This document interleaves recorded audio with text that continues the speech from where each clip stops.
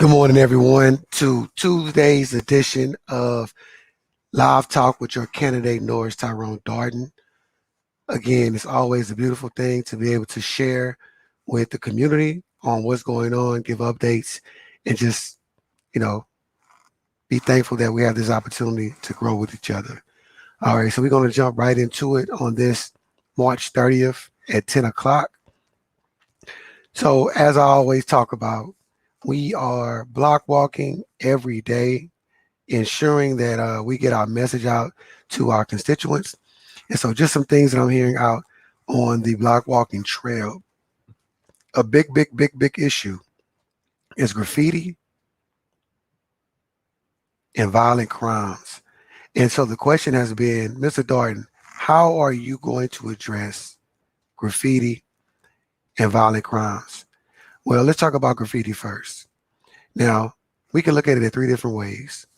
We can look at it as if people are just tag artists and really just are very destructive of other people's property and they are criminals. And if that's the case, they need to be, the law needs to be enforced. And whatever the penalty is for graffiti, for defacing someone's property, for vandalizing someone's property, that needs to be the recourse. Another opportunity, another option may be it's an act of expression. And so I know you guys, most of us have seen the trains driving through the community or even on movies, and they're tagged up, but they're like art, right? They're beautiful works of art. And so these people may just be trying to express themselves. They don't have an outlet. And so maybe as a community, we may need to create an outlet, offer more opportunities for outdoor expression, outdoor art, and partner with maybe some of these businesses to where we can use their spaces as a canvas. And then the third option may be just that. These are real live artists that are informally putting their art in these public and private spaces. And if that's the case, we need to partner with those entities that do those type of things within our city and make it formal. Shout out to Vocab. She is our poet laureate for our city, African American female. Very proud of her, and so she's able to share her gift with the masses through a specific platform. This may be the issue with graffiti. Maybe we need to have something similar or some type of collaboration to kind of turn that negative into a positive. So three different things. Number one, if this person is just a criminal and defacing our public and private spaces, they need to be arrested and those fines need to be enforced.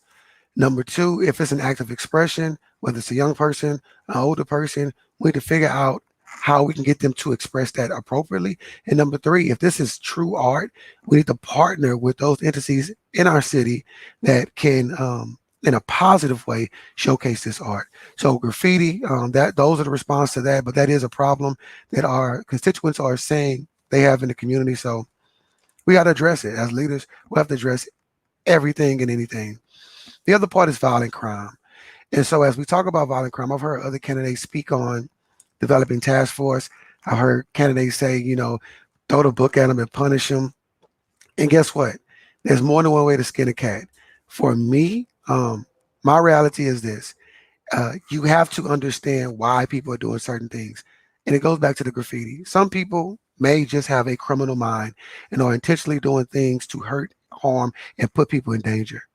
But in other instances, it may not be an opportunist type situation.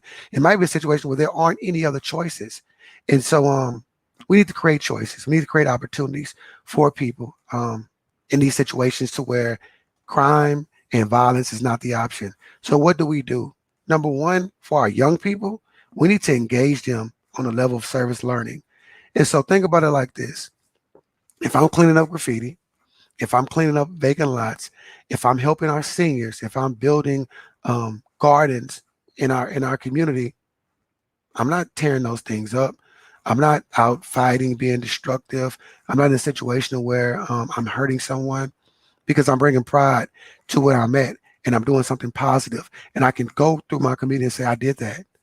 So we need to provide those service learning projects. The other part is workforce development. And again, I'm still talking about the youth. With the youth, again, we always said the idle mind is the devil's playground. And when we talk about the devil, we talk about negative things. We don't want our young people having to wonder what's next. We want to have something ready for them and have something positive for them. And so what I've seen as an educator is that whenever you're ready, whenever you're prepared, and think about this, because all of us have been in school at some point.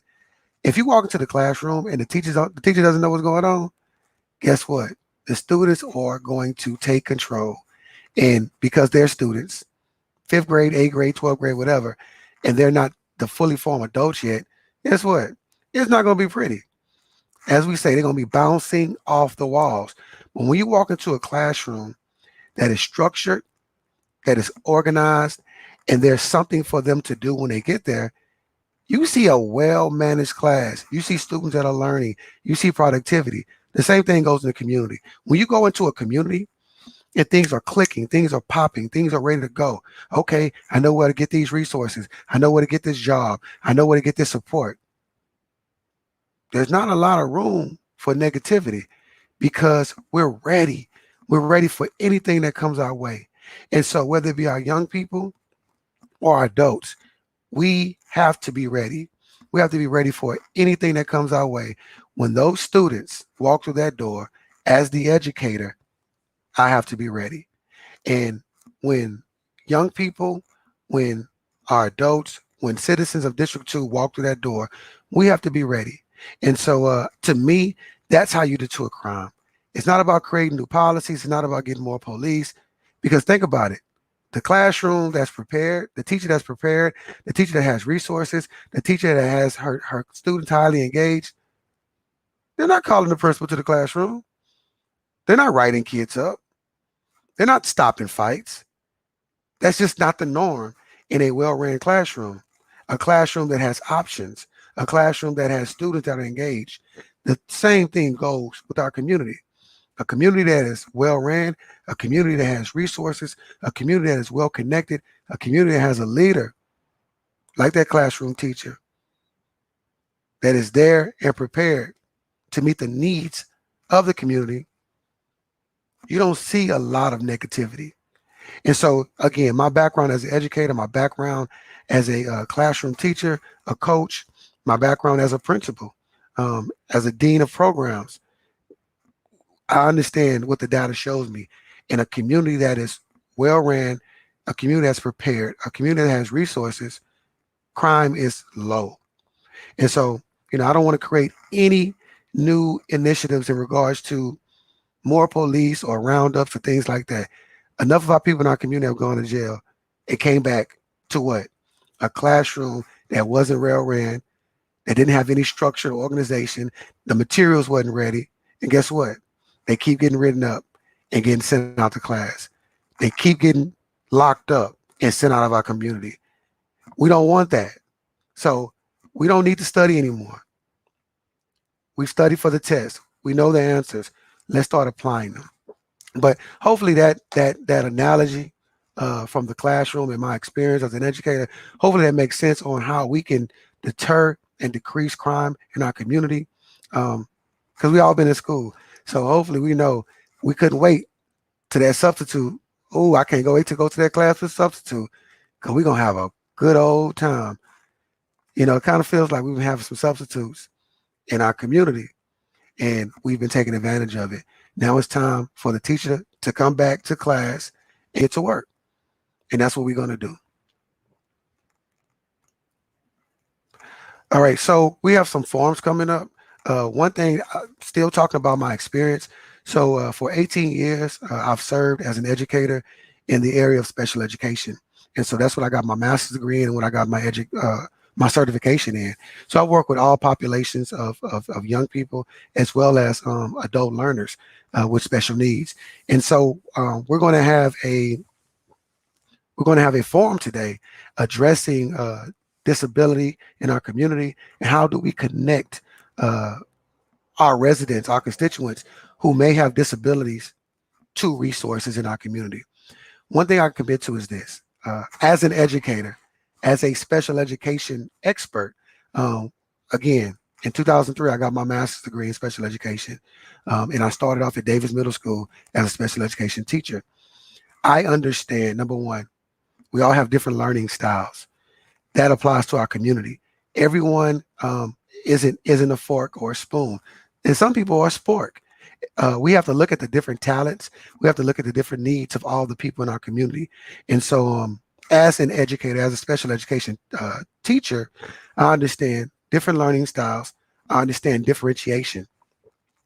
How are we going to connect to people? So, number one, it can't just be an email blast. It can't just be a mailer. It can't just be these live talks. You know what it has to be? All of the above. And so our community is very diverse, and we have to assure that we are connecting with our community by any means necessary. And you know who is the best person to connect with another person? Someone like them. And so I'm committed to having a very diverse office, having some very diverse thinkers in those offices, in those positions, and ensuring that all populations, all demographics within District 2 are reached. And so, with that being said, this event is going to be an opportunity to kind of respond to the questions coming straight from the disability community, and we'll be able to talk out those strategies. And I'll be able to listen if someone chimes in and say, "Hey, Mr. Darden, are you willing to have someone with disability on your staff?" 100%. Mr. Darden, are you willing to put information out in Braille for those who are blind, lack sight? 100%. Mr. Darden, when you do these live talks, are you willing to have someone come on to do sign language to translate? 100%. So for me, diversity is key because everybody's voice counts, and everybody should be heard. Because we all are important. We all should be important. So if anybody, and I know we all have our different understandings of disability and how we operate within those means, whether it be ourselves, our family members. But at the end of the day, everybody matters. And we have to make sure we're connecting everyone to all those resources and they have all the valuable information. It's unfair that only one segment of the population gets it. We all deserve it. And again, that group, www.disabilitysa.org. And then just today, they're going to have that form for us. You can tune in. I'm pretty sure we're going to put that link out on our Darden for District 2 page. So chime in. Again, no one has to agree with anything that I have to say, but it's always good to listen. If for any reason you can figure out, okay, this is why I'm not going to support him, because he feels like everybody's should be included, and we should all be a part of the process. That'd be a great reason not to vote for me. I'm being facetious, so I hope you guys know that. All right, so this is going to be a short one. I'm going to wrap it up because we got a lot of business to do. We're counting down the days to early voting. But I do want to say this. Campaigns run on passion. They run on heart. They run on love. They run on commitment and dedication. But you know what else they run on? They also run on donations. So we're doing our 20 for 20 movement, and that's going to run through April 20th. So go to the website, www.teamdardensa.com, click on the donate button and donate $20. And you can donate $20 over and over and over until it gets to $500. But donate $20 and then ask somebody else to donate $20, because we want to make sure our message gets out. We want to make sure that everyone hears it, because we're all about equity. We're all about diversity, and we're all about connectivity.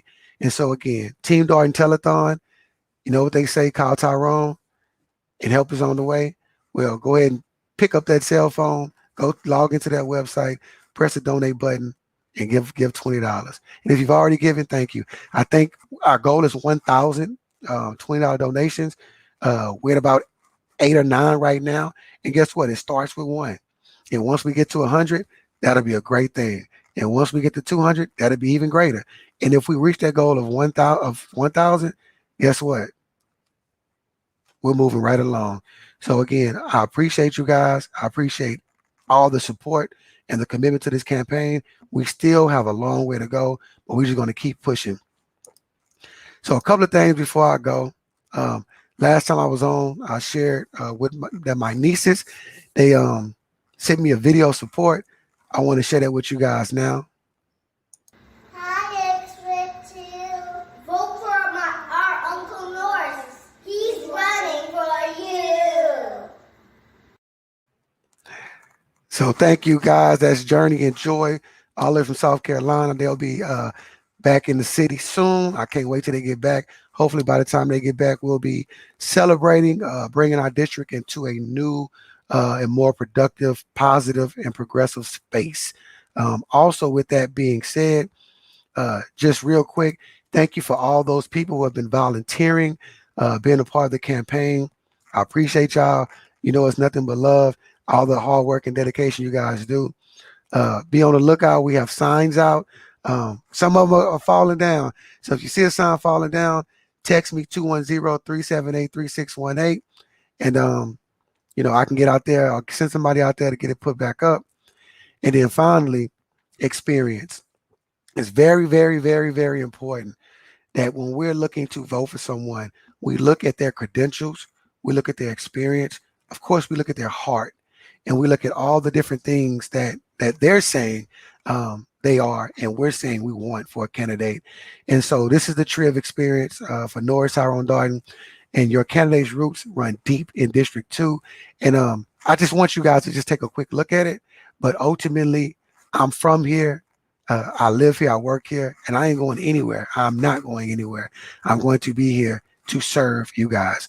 With that being said, anybody, and I'm going to start this not next week, but the week after, who wants to come on and just put me on the hot seat and ask me any questions that you want, let me know. Send me a text, send me an email, and we'll schedule it. And on these Tuesdays or Thursdays, we'll let you get on, and we'll take up to 20 questions.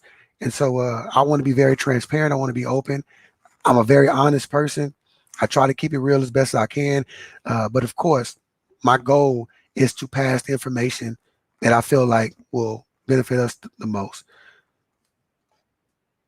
Let me check one more time. Daryl Boyce, appreciate you. Appreciate all your support. Daryl Boyce said he loves it. I love it too. We're going to keep pushing, guys. We're going to keep pushing. I'm going to put up some of this information just so you guys can see it. Donate information.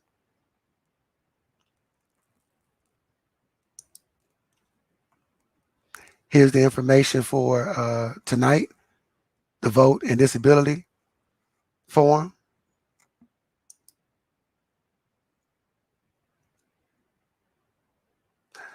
All right, guys. With that being said, thank you again for all of your support. And it's been a pleasure. See you guys on Thursday.